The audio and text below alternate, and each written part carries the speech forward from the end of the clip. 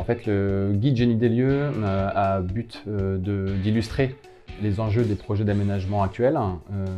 En fait, une sélection de produits permet de mettre en avant les solutions qui sont développées par les industriels pour répondre à des nouveaux usages et des problématiques actuelles.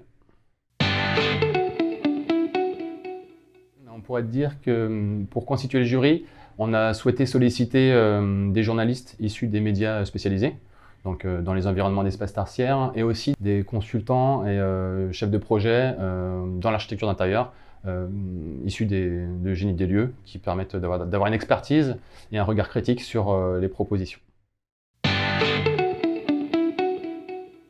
Pour sélectionner ces produits, on a sollicité des fabricants et distributeurs, des acteurs majeurs du mobilier de bureau, pour nous proposer des solutions qui leur semblaient innovantes. On a nous-mêmes complété cette sélection au travers des produits qu'on a dénichés lors de salons, tels que le salon de Stockholm ou Maison Objet. On a consolidé donc une liste dans laquelle on a nous shortlisté 10 produits qui nous semblaient innovants, pour lesquels on avait nous défini 4 critères. Quel était le concept du produit, la nature de son innovation, est-ce qu'il avait un enjeu en termes d'environnement et de développement durable, et également s'il avait un usage particulier.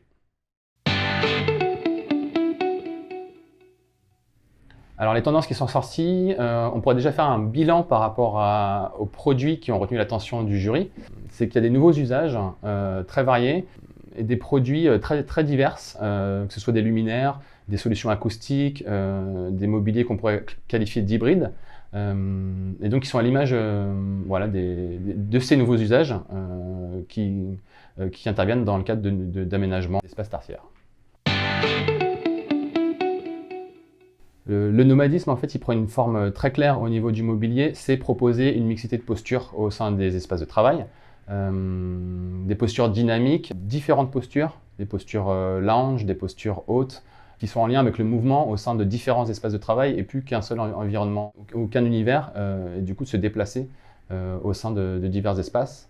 C'est du mobilier qui est souvent mobile, déplaçable et connecté, qui offre une possibilité de plugger son ordinateur ou son smartphone. On a choisi, nous, 2 produits qui illustrent bien cette thématique. Il y avait la table Vagabonde chez Mataria, qui est une table polyvalente qui permet à la fois de se réunir et de prendre un repas ou une pause déjeuner. Donc c'est un mobilier qui est hybride et polyvalent. On va avoir des solutions aussi par rapport à la connectivité, type des panneaux interactifs comme le Flip de chez Samsung. En fait, il permet de se connecter dans divers lieux à travers son smartphone, voilà, de manière très aisée et intuitive.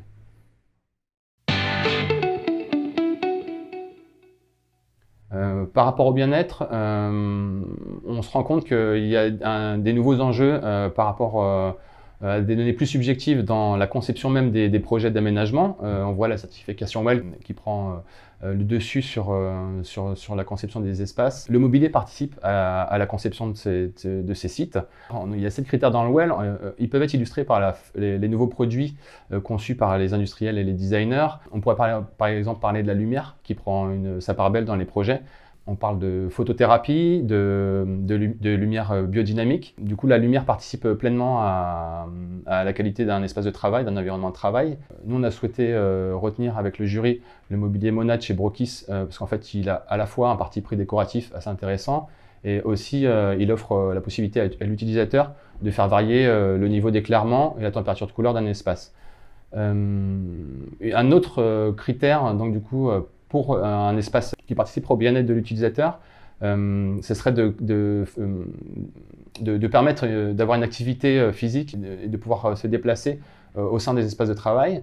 Il y a Aworth qui a développé un programme de mobilier qui permet en fait dans un même espace d'avoir plusieurs postures, donc à la fois assis de manière standard ou sur des positions hautes, pour favoriser la collaboration et des échanges dynamiques. Un autre sujet qui apparaît par rapport au bien-être, c'est le comme à la maison. On le voit dans énormément de projets. Du mobilier qui pourrait être issu du domestique. On a retenu le siège Lab XL de chez Inno. En fait, il a une forme très chaleureuse, conviviale, et à la fois il a un usage très ludique puisque c'est un fauteuil à bascule. Il apporte un côté très décontracté aux environnements de travail qui étaient auparavant peut-être trop austères. Une autre préoccupation majeure des utilisateurs, c'est l'acoustique, puisqu'on est principalement dans des espaces de travail qui sont ouverts. Et le traitement acoustique, en fait, il doit se faire dans tout type d'espace et de manière astucieuse. On voit qu'il y a des fournisseurs qui ont identifié ce problème et trouvé des solutions. Par exemple, Abstracta a développé un luminaire qui à la fois traite l'acoustique d'un espace avec Lily. C'est un mobilier qui est très décoratif, mais qui à la fois offre une vraie solution performante sur le traitement acoustique d'un espace.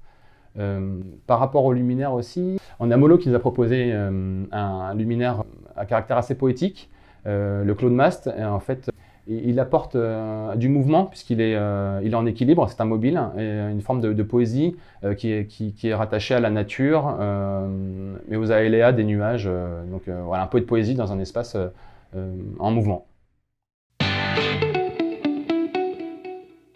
Nos clients souhaitent valoriser leur démarche RSE en intégrant dans le choix du mobilier en fait, l'approvisionnement des matériaux. Le choix des produits participe réellement à l'engagement environnemental de l'entreprise. Les produits d'aujourd'hui sont fabriqués en intégrant cette démarche. On a par exemple Humanscale qui a développé le siège Smart Ocean, dont la composition est en partie réalisée à partir de mobilier recyclé, tel que le dossier qui est constitué en majeure partie de filets de pêche recyclés. On a un produit qui à la fois maintient le niveau de performance d'une chaise de travail et à la fois un approvisionnement responsable. Une autre idée qui est issue de cette sélection tourne autour de la co-conception. Aujourd'hui, dans les aménagements, on va interroger les futurs utilisateurs dans l'appropriation de leurs futurs locaux et aussi de créer leur écosystème, une organisation qui leur convient. Un produit qui pourrait illustrer ces attentes, le bench de Moore, l'Organic Bench, qui propose en fait de personnaliser son environnement de travail, type un espace de travail en mode projet, avec une configuration de poste qui s'adapte aux propres besoins. On peut y adjoindre une banquette. On peut aussi le personnaliser au travers l'intégration d'une plante stabilisée qui permet de créer l'ambiance que l'on souhaite au sein de son espace de travail. Si je devais faire un bilan sur cette sélection du jury du guide Génie des lieux, ça serait donc de souligner le fait d'une recherche du bien-être du collaborateur et l'intégration de son avis et de co-concevoir les espaces avec lui est un outil très intéressant. Cela demande par contre une mise en place et une méthodologie dans le process de conception qui aujourd'hui, on va dire, est en tâtonnement. Donc si j'ai un conseil à donner à nos clients, c'est de s'interroger sur une bonne méthodologie pour la prise en considération de l'avis des futurs utilisateurs.